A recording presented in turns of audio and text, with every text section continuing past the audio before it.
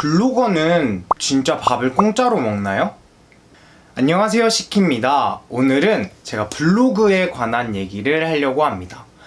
블로거는 진짜 밥을 공짜로 먹을까요? 저는 친구들한테 유튜버보다도 블로거로 많이 알려져 있는데요. 저는 식사권을 받아서 친구들이랑 맛있는 것을 먹으러 다닙니다. 혹시 파워블로거신가요? 라고 물어보실 수 있는데 저는 절대 파워블로거가 아닙니다. 2014년도 이후부터는 네이버에서 파워블로거를 따로 선정하고 있지 않습니다. 방문자 수가 몇만 명씩 들어오고 그런 블로거인데 저는 절대 그런 블로거가 아닙니다.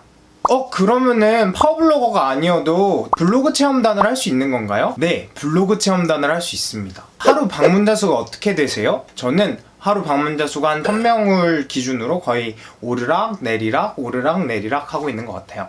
1000명 블로거가 되면 식사권을 맘대로 받을 수 있나요? 저는 마음만 먹으면 일주일 내내 식사권으로만 식사가 가능해요. 가만히 있어도 쪽지가 막 와요. 어딘데 와서 먹어달라 뭐 이런 식으로 와요. 1000명 정도 돼야지만 체험권을 받을 수 있나요? 전혀 그렇지 않습니다.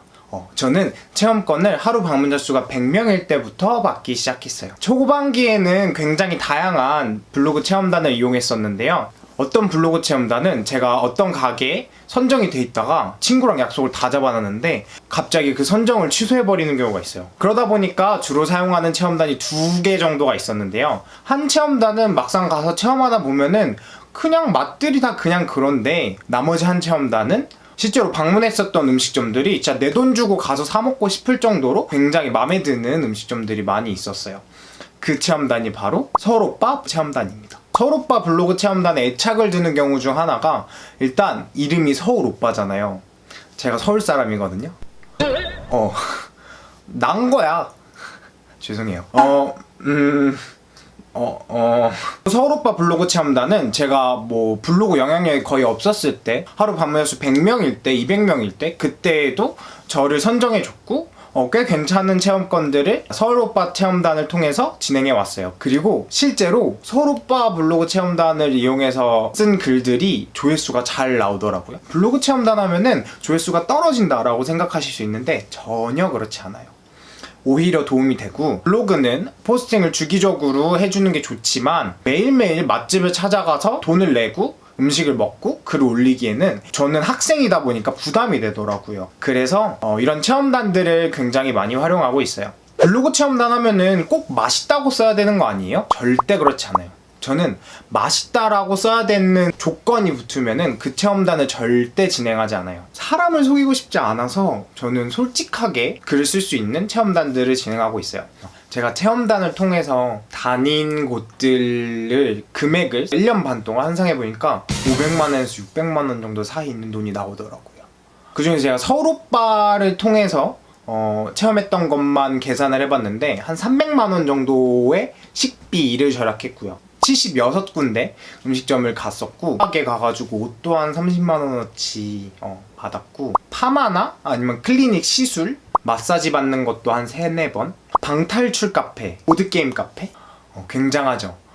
이게 비록 내 통장에 입금된 돈은 아니지만 어느 정도 절약했다는 측면에서 확실히 돈을 버는 거나 다름이 없다라고 생각을 하고요. 제 용돈 중에 가장 많이 나가는 부분이 식비였거든요.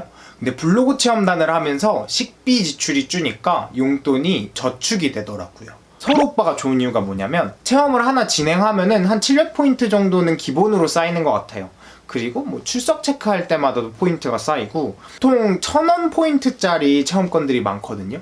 근데 간혹 가다가 10,000원 포인트짜리 체험권들도 있어요. 그래서 저는 실제로도 서울오빠 체험단을 이용하면서 포인트 출금을 해가지고 받으니까 좀 고맙기도 하고 그리고 이제 또 제가 블로그가 많이 조회수가 없을 때부터 저한테 이렇게 체험권을 제공해줬던 곳이기 때문에 보답하는 의미로 양질의 콘텐츠를 제가 제작을 해야겠다라는 생각이 들더라고요. 솔직히 네이버 블로그 거의 죽어가고 있지 않나요? 저도 그럴까봐 겁이 나서 유튜브를 시작했거든요.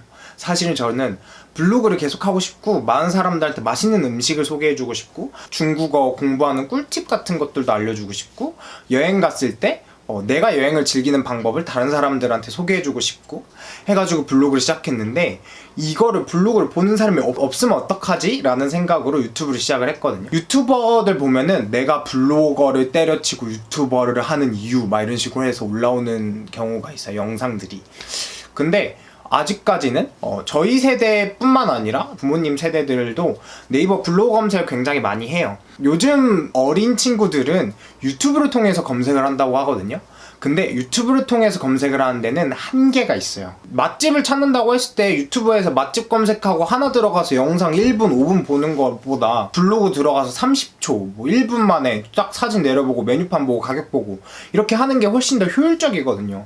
그래서 저는 네이버 블로그 검색, 여러 가지 키워드들은 절대 유튜브한테 안 뒤질 키워드들이 있다고 생각을 하고, 맛집도 그 중에 하나가 될 수 있다고 생각을 해요.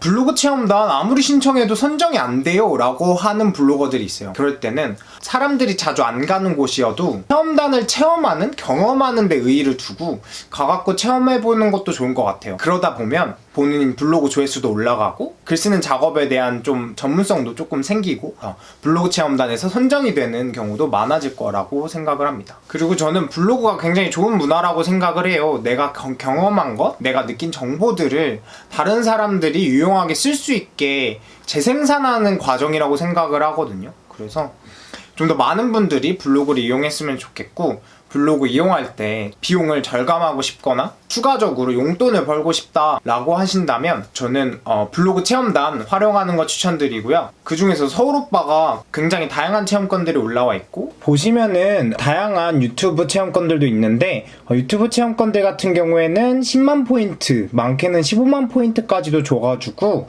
유튜브 크리에이터들한테는 굉장히 좋은 플랫폼이라고 할 수 있어요. 포인트 제도를 통해서 크리에이터들한테도 수익이 돌아가게끔 하는 구조여서 한번 사용해 보시는 걸 추천드리도록 하겠습니다. 오늘은 여기까지고요. 이상 시키였습니다. 시키TV.